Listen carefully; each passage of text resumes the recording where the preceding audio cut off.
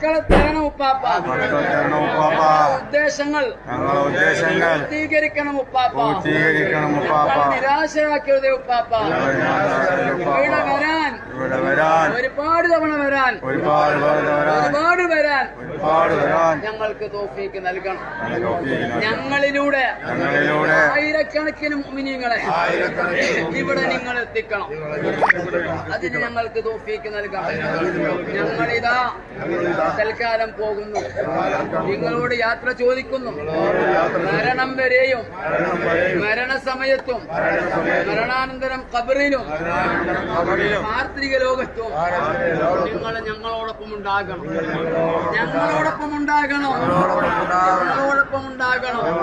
ഞങ്ങൾക്ക് വേണ്ടതൊക്കെ വേണ്ടുന്ന സമയങ്ങളിൽ ഞങ്ങൾക്ക് നിങ്ങൾ തരണം. നിങ്ങളല്ലാതെ ഞങ്ങൾക്ക് തരാൻ ആരാണുള്ളത്? ഞങ്ങളെ കൈവടിയല്ല ഉപ്പ, ഞങ്ങളെ ഒഴിവാക്കി വിടല്ല ഉപ്പാപ്പ. ഞങ്ങൾ ചോദിച്ച് തരണേ ഉപ്പാപ്പ.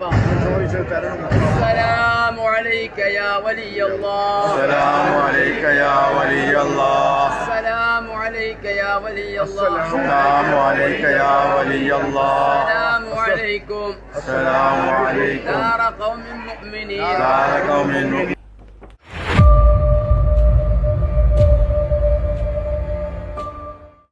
അസ്സലാമു അലൈക്കും വറഹ്മത്തുള്ളാഹി. പ്രിയമുള്ളവരെ, നിങ്ങൾ കേട്ടത് ഒരു ഉപ്പാപ്പയെ വിളിച്ച് ഒരു മഖ്ബറിൻ്റെ അടുത്ത് ദുആ ചെയ്യുന്ന ഒരു രംഗമാണ്.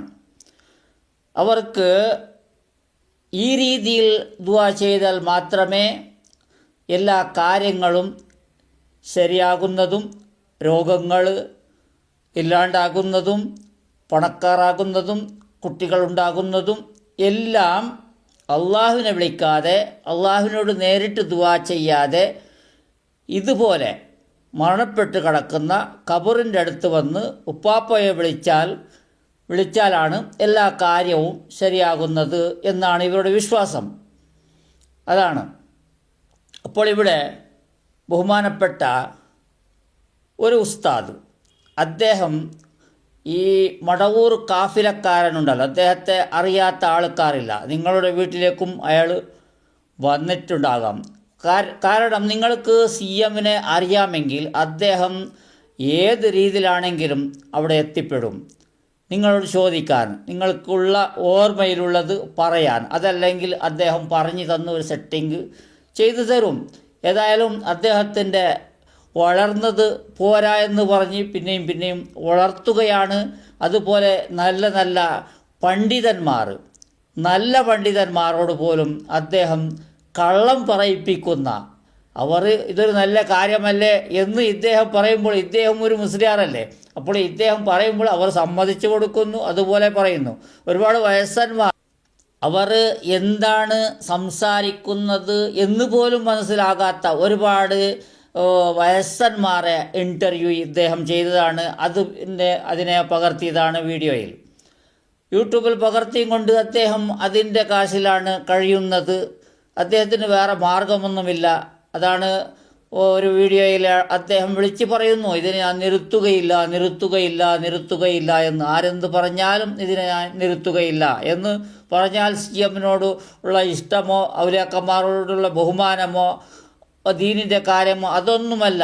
ഇദ്ദേഹം വീട് കെട്ടിയത് തന്നെ ആ പണത്തിൽ നിന്നാണ്. പിന്നെ അദ്ദേഹത്തിന് അതിനെ ഒഴിവാക്കണം, അത് ചെയ്യരുത് എന്ന് പറഞ്ഞാൽ അദ്ദേഹം തയ്യാറാകും സാധ്യതയില്ല. അതാണ് ഇവിടെ ഒരു പണ്ഡിതനെ അദ്ദേഹം പറയിപ്പിക്കുന്ന ഒരു ക്ലിപ്പ് നിങ്ങൾക്ക് കേൾക്കാം ഇൻഷാ അല്ലാഹ്.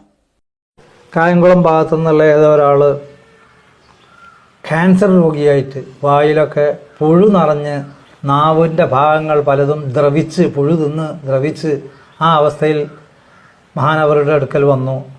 ഈ വിഷയം പറഞ്ഞപ്പോൾ ഈ രോഗം ഞാൻ സുഖപ്പെടുത്തിയിരിക്കുന്നു എന്ന് പറഞ്ഞു. അങ്ങനെ അദ്ദേഹത്തിൻ്റെ ഒരാഴ്ച കൊണ്ട് ആ മുറിയൊക്കെ ഭേദമായി. ഏതാനും ആഴ്ചകൾ കഴിഞ്ഞപ്പോഴേക്ക് പഴയ രീതിയിൽ തന്നെ ആവുകയും പൂർണ്ണമായി സുഖമാവുകയും ചെയ്തു എന്നാണ്. അതുപോലെ വേറെ ഒരു രോഗി ദുആ ചെയ്യാൻ വേണ്ടി വന്നു. മൂപ്പരോട് പരാതി പറഞ്ഞപ്പോൾ നിന്റെ രോഗം അള്ളാഹു ശിഫയാക്കും എന്ന് മറുപടി പറഞ്ഞു.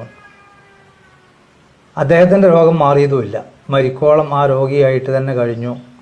എന്നൊക്കെ ഇങ്ങനെ നമ്മൾ പറഞ്ഞു കേട്ടിട്ടുണ്ട്. ഇതിനൊന്നും നമ്മൾ നേരിട്ട് അനുഭവമല്ല. ഇങ്ങനത്തെ കഥകൾ ഒരുപാടുണ്ട്. പക്ഷെ പറഞ്ഞ വാക്ക് അപ്പടി പുലർന്ന ഒരുപാട് അനുഭവങ്ങൾ ബഹുമാനപ്പെട്ടവരെ സംബന്ധിച്ച് പറഞ്ഞു കേട്ടു.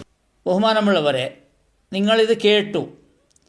ഈ പറയിപ്പിക്കുന്ന ആളും ഒരു പണ്ഡിതനാണ്, CM കാഫിലക്കാരനാണ് ആകട്ടെ. ആ പറയുന്ന ആളും നല്ല ബഹുമാനമുള്ള ഒരു ഉസ്താദാണെന്ന് എനിക്ക് അറിയാൻ കഴിഞ്ഞു.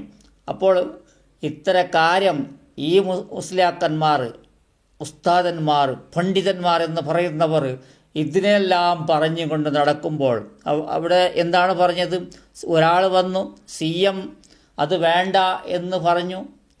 ക്യാൻസർ പിടിപ്പെട്ട ഒരാൾ വന്നു, ആ രോഗം നിങ്ങൾക്ക് വേണ്ട എന്ന് പറഞ്ഞാൽ അവിടെ തീർന്നു. പിന്നെ ആ രോഗം വരികയില്ല, ആ രോഗം ശിഫ കിട്ടും എന്നാണ് ഇവർ വിശ്വസിക്കുന്നത്. പിന്നെ മറ്റൊരാൾ വന്നപ്പോൾ CM എന്ത് പറഞ്ഞു? CM പറഞ്ഞു അള്ളാഹു സുഖപ്പെടുത്തും എന്ന് പറഞ്ഞു. അപ്പോൾ അവസാനം വരെ അദ്ദേഹത്തിൻ്റെ രോഗം ശിഫ കിട്ടില്ല എന്നാണ് അദ്ദേഹം പറയുന്നത്. അവസാനം അദ്ദേഹം പറയുന്നു ആരോ പറയുന്നത് കേട്ട് എന്ന്.